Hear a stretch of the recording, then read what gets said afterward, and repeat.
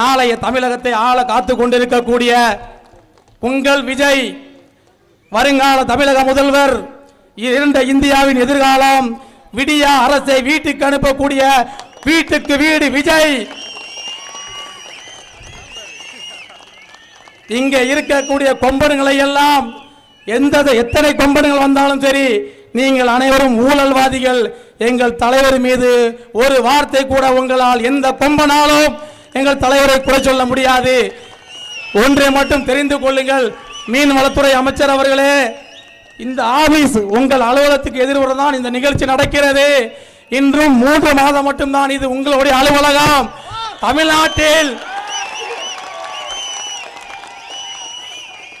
தமிழ்நாட்டில் சிஎம் சீட்டிலே அமரப் போவது எங்கள் தலைவர், மக்கள் முதல்வர், உங்கள் வீட்டு பிள்ளை தளபதி விஜய் அவர்கள்தான். இதை எந்த கொம்பனாலும் தடுக்க முடியாது. 25 ஆண்டுகால சட்டமன்ற உறுப்பினராக இருந்த கொம்பனாலும் சரி, 10 ஆண்டுகள் அமைச்சராக இருக்கிற கொம்பனாலும் சரி, எந்த கொம்பனாலும் ஆளுகின்ற எந்த கொம்பனாலும் அசைக்க முடியாத தலைவர் எங்கள் தலைவர். 71 வயதிலே நீ வாக்கிங் சென்றால் என்ன நடக்கும்? எங்கள் தலைவரிடத்தில் நீ வர முடியுமா? எங்கள் தலைவர் வயதுக்கு உன்னால் நெருங்க முடியுமா? எங்கள் தலைவரின் நடையிடம் உன்னால் நெருங்க முடியுமா? எங்கள் தலைவரின் பேச்சிடம் உன்னால் நெருங்க முடியுமா? ஆகையால் ஆளுகின்ற ஆண்ட மத்திய மாநில அரசுகளுடைய பொறுப்பாளர்களே, எங்கள் தலைவர் தமிழ்நாட்டை மட்டும் ஆள வரவில்லை, இந்தியாவையே ஆளப் போகிறார். 2029ஆம் ஆண்டு இருண்ட இந்தியாவின் எதிர்காலம் எங்களுடைய தளபதி, மக்கள் முதல்வர், உங்கள் வீட்டு பிள்ளை இந்தியாவை ஆள போகிறார். 24, 26 வெறும் ட்ரெய்லர் மட்டும்தான். நீங்கள் எங்கள் ஜனநாயகன் படத்தை வேண்டுமானால் தள்ளி போட வைக்கலாம்.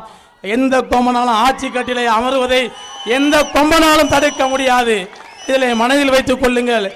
அன்று கிட்டத்தட்ட 10 நாட்களுக்கு முன்பு இதே மேடையில் முன்னாள் வருங்கால மீன்வளத்துறை அமைச்சர், 25 ஆண்டுகால சட்டமன்ற உறுப்பினர், அதிமுக சட்டமன்ற உறுப்பினர், அதிமுக அமைச்சர், இப்பொழுது திமுக சட்டமன்ற உறுப்பினர், திமுக அமைச்சர், இந்த தொகுதிகளுக்கு நீங்கள் இந்த 25 ஆண்டு காலத்தில் சிறிய வேண்டுகோள் உங்களுக்கு விடுக்கிறோம்.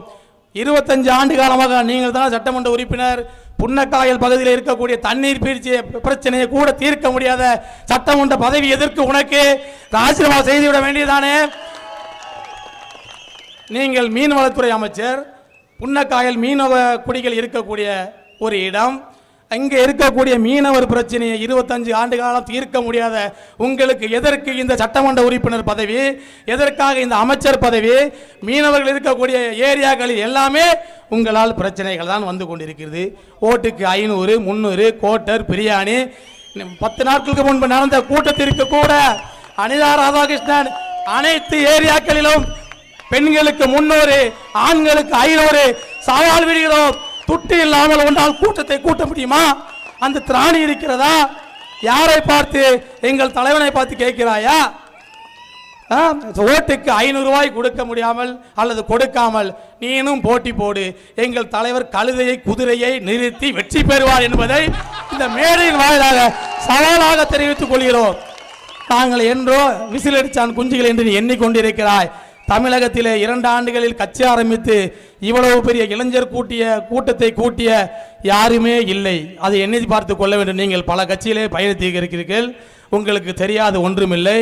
உங்களுக்கு துணிவு இருந்தால் 2026ஆம் ஆண்டு நடைபெறக்கூடிய சட்டமன்ற தேர்தலிலே ஓட்டுக்கு பணம் கொடுக்காமல் எங்கள் தலைவனை போல லஞ்சத்தை ஒழிப்போம், ஊழலை ஒழிப்போம் என்று சொல்லி உன்னால் ஒரு ஓட்டு வாங்க முடியுமா? சவால் விடுகிறோம். இங்கே இருக்கக்கூடிய அனைவருமே வருங்கால சட்டமன்ற, நாடாளுமன்ற, பேரூராட்சி, ஊராட்சி பொறுப்பாளராக வரப்போகிறோம். ஆகையால் அனைவரும் பொறுமையாக தேர்தல் களத்தை சந்திக்க வேண்டும் என்பதற்காக நாங்கள் எங்களுடைய தலைவருடைய பேச்சை கேட்டு பொறுமையாக இருக்கிறோம். நீங்கள் வாய்க்கு வந்ததையெல்லாம் பேசிக்கொண்டு ஓட்டுக்கு 300, 500, இப்பொழுது புதிதாக ஒன்று சொல்லியிருக்கிறார்கள், மீனவ கிராமத்திலே ஓட்டுக்கு 3000. ஆகையால் பெண்களே 3000 வாங்கி கொண்டு நம்முடைய வெற்றி சின்னம், தலைவரின் சின்னம், உங்கள் வீட்டு பிள்ளையின் சின்னம் விசில் விசில் விசில் என்பதை மறந்துவிடக் கூடாது. அதுவும் குறிப்பாக மீனவ ஓட்டு ஒன்று கூட திமுகக்கு தான் விழும், வேறு யாருக்கும் விழாது என்று இதே மேடையிலே 10 நாட்களுக்கு முன்பு அமைச்சர் அவர்கள் கூறியிருக்கிறார்கள். அமைச்சர் அவர்களே, எழுதி வைத்துக் கொள்ளுங்கள்.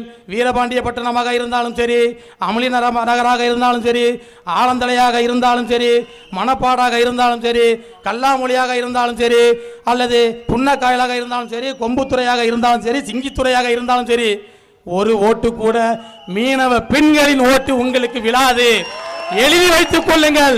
ஒவ்வொரு வீட்டிலும் விஜய் அண்ணனாக, தம்பியாக, மகனாக வீட்டிலே வாழ்ந்து கொண்டிருக்கிறார் என்பதை நீங்கள் நினைவில் வைத்துக் கொள்ள வேண்டும். இது 2வது கூட்டம். இந்த தொகுதியிலே இன்னும் தேர்தல் கூட்டங்கள் பல இருக்கிறது. எனக்கு பின்னால் என்னுடைய ஆசான் குருநாதர் நாஞ்சில் சம்பத் போன்றவர்கள் பேச இருக்கக்கூடிய காரணத்தினால், கழகத்தினுடைய மாவட்ட செயலாளர்கள் பேசக்கூடிய இருக்க காரணத்தினால், அக்கா சுபத்ரா முருகன் அவர்களுடைய பேச வேண்டியிருப்பதால், இன்னும் முன்னணி பொறுப்பாளர்கள் பேசக்கொண்டிருக்கக்கூடிய காரணத்தினால், என்னை போன்ற ஒரு எளியவனுக்கு இளைஞரனுடைய மாவட்ட அமைப்பாளர் தந்து வழங்கிய விஜய் அவர்களுக்கும், பொதுச் செயலாளர் அவர்களுக்கும், மாவட்ட கழக செயல் வீரர் பிரைட்டர் அவர்களுக்கும், முன்னணி பொறுப்பாளர்களுக்கும் என்னுடைய நெஞ்சார்ந்த நன்றி காணிக்கை ஆக்குகிறேன், தெரிவித்துக் கொள்கிறேன். இந்த இளையவனின் பேச்சை கேட்டு இந்த நிகழ்ச்சிக்கு வருகை தந்திருக்கக்கூடிய தலைவருடைய நெஞ்சில் குடியிருக்கும் நண்பார்களே, நம்பிகளே, அப்பாக்களே, அம்மாக்களே, பெரியவர்களே, தாய்மார்களே, உங்கள் அனைவரையும் உங்களுடைய பொறுப்பாளர்களை தொட்டு வேண்டி வணங்கி வருக வருக வருக என வரவேற்று, வருங்காலம் வசந்த காலம் தலைவர் அவர்களின் தலைமையில், விஜயின் தலைமையில் மக்களாட்சி மலர்ந்திட, திராவிடத்தை ஒழித்திட, இந்த ஊழல் பேரரசை வீட்டுக்கு அனுப்பிட நமக்கு தந்திருக்கக்கூடிய விசில் என்பது பேருந்தை நிறுத்தும். பேருந்து இறங்கி ஓட வேண்டும். நாங்கள் அடிக்கிற இந்த விசில் சத்தத்தில் இங்க இருக்கக்கூடிய ஊழல்வாதிகள், சட்டமன்ற நாடாளுமன்ற உறுப்பினர்கள் 2026 வீட்டுக்கு போக வேண்டிய நிலை வந்துவிட்டது. அதற்கான முதல் விசில் சத்தம் உங்கள் சட்டமன்ற ஆபீஸுக்கு எதிரே எவ்வளவு துணிச்சல் இருந்தால் உங்கள் அலுவலகத்துக்கு எதிரே இருந்து சவால் விடுகிறோம். எனக்கு பின்னால் அண்ணன் அவர்கள் மீது சவாலை விடுவார்கள். உங்களால் முடிந்ததை செய்யுங்கள். வருங்காலம் விஜய் காலம், விஜய் காலம். வாழ்க விஜய், வளர்க விஜய். நம்ம வருங்காலம், நம்முடைய ஆட்சி 26 சிஎம் விஜய் விஜய் விஜய் என்று கூறி வாய்ப்புக்கு நன்றி தெரிவித்து விடைபெறுகிறேன். நன்றி, வணக்கம். நமது மாவட்ட இளைஞரணி செயலாளர் பிரேம்பாண்டியன் அவர்களுக்கு பலத்த கரகோஷத்தை எழுப்புமாறு கேட்டுக்கொள்கிறேன்.